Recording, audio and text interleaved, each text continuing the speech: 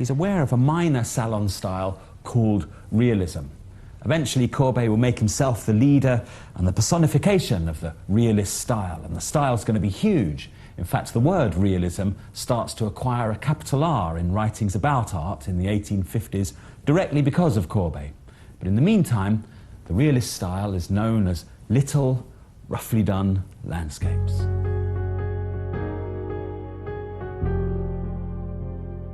Even though it's a style the salon doesn't take seriously, Courbet likes the ordinariness of this look. His capital R realism comes from three big enthusiasms. First, this look. Second, this look. He liked the directness of the cheap popular prints of the time. They got a message across very simply, even if they weren't art. And here comes a third enthusiasm.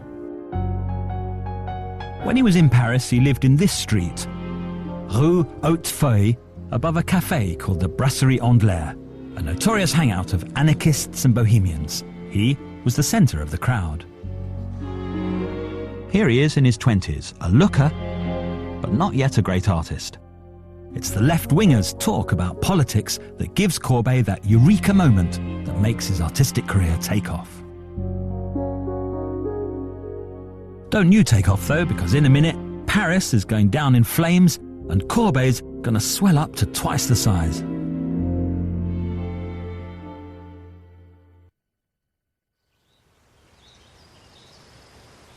Welcome back. Lovely Impressionism, full of dappled sunlight. Nothing could be further from politics, you'd think. But how true is that? Let's go back to Paris and find out. In 1848, there was a series of left-wing rebellions all over Europe. The one in Paris was called the 1848 Commune. Like the others, it was quickly crushed, but it made an enormous impact. Courbet didn't take part in it because it was violent. 3,000 people died, and he was a pacifist. But it gave him the idea that politics was important, and that by being in the art world, he could be politically active. Courbet draws himself in the Brasserie Anglais in 1848. He's thinking about bringing down the government. You can see his look as he thinks it. The others around the table saying, yeah, why not? Let's go for it. Peasant world. Once you get intellectuals and bohemians and anarchists in there too, anything can happen.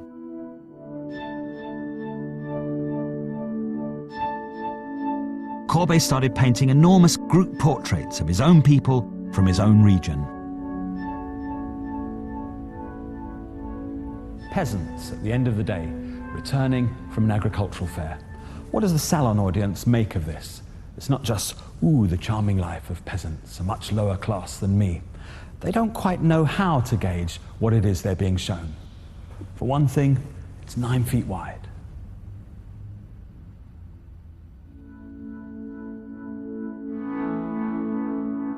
Big peasants. The salon audience is fed up with that because peasants should be humble creatures. Courbet's heroic scale seems wrong. And what's this new handling? The paint is mashed and scraped. Courbet does a lot of it with a knife instead of a brush. It's not Impressionism yet, but it's nothing like salon painting's glassy smoothness. It's mottled and heavy. It's like the rocky, cloudy, textured, solid world that Courbet's looking at. You can't tell who's in charge. These people are grotesque, but then why isn't the mood entirely comic? Why is it thoughtful, beautiful, quiet? How can the salon audience get its emotional bearings when there's no one they can obviously look down on? The class of this guy is identifiable by his exaggerated get-up. He's a member of the new rising rural bourgeoisie. The salon audience might be expected to identify with him, but he's out taking his pig for a walk.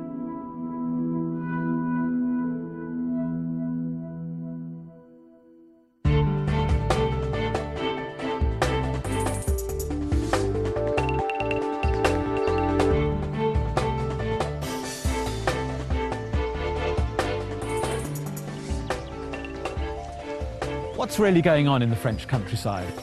What is it that the salon audience in Paris doesn't want to think about when it's thinking about art? Well, the political issues are too many people and not enough land, exploitation of poorer country people by richer people, and oppression of everyone by the government in Paris. There's misunderstandings on both sides. There's a big fear in the city of the country. They think it's all Red France out here, and the right wing in the countryside think that Paris is full of anarchists.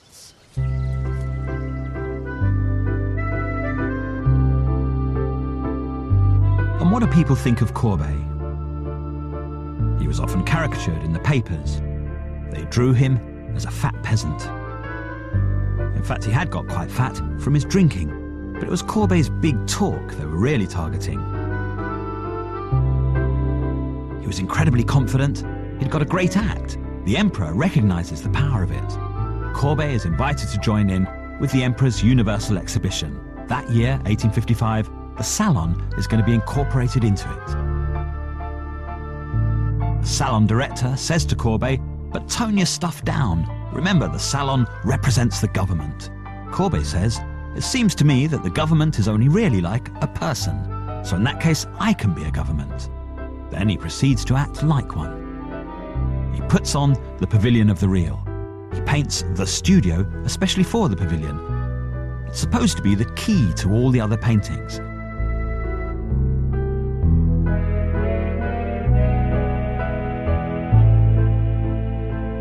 The landscape round Ornans, where Courbet comes from. He's painting a painting within a painting. The brightest light comes from that spot. Illumination comes from the thing he knows best, his own region. Courbet said you should paint the truth, paint your own time from your own point of view. This was absolutely staggering to his audience. They'd never heard that one before. The audience at the time thought it was terrible and obscure and just a bloated homage to himself. But to history, it's like a sign saying, "This way moderns." The artist's private reality. This is hot.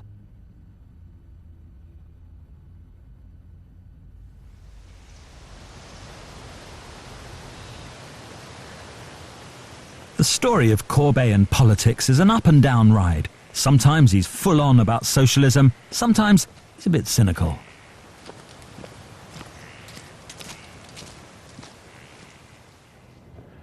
After the Pavilion of the Real, Courbet's art became less socialist, more sensationalist.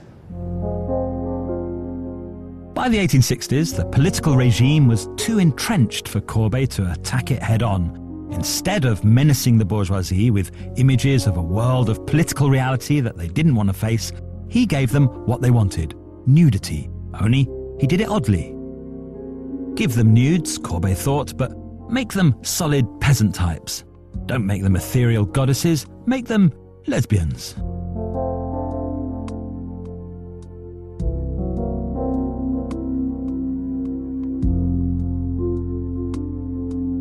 He painted the sources of the rivers around his hometown. The unmistakable feminine symbolism of flowing water gushing from dark caves went with the other type of imagery he was producing at the same time. His earthy nudes, porny paintings he was mostly doing for private collectors. He didn't politicize his stuff anymore, but he did still philosophize it. As Courbet lost his mojo, politically speaking, he became a sensualist for the sake of sensuality. Truth doesn't come from convention, he knew, so it must come from within. But what is it that produces it there? He thought it must be nature, the cliffs and pine forests where he came from. He had a homemade philosophy of earth and rocks and water and femininity, somehow equating with creativity and art and his own self. Courbet got these paintings into the official annual salons where they were seen not just by the dainty audience for art, but also by the future Impressionists. The Impressionists were not interested in Courbet's metaphysical musings about where everything comes from, but they did respond to his all-over brightness and roughness. In a few years' time, based on this kind of thing, Impressionism will challenge salon sentimentality with real sensuality. Sensuality isn't just human nudity, it's the sensuality of paint, of materials, of the surface of the painting. This is what Impressionism says yes to in Courbet. On the other hand, it says no to the violence Courbet also expresses.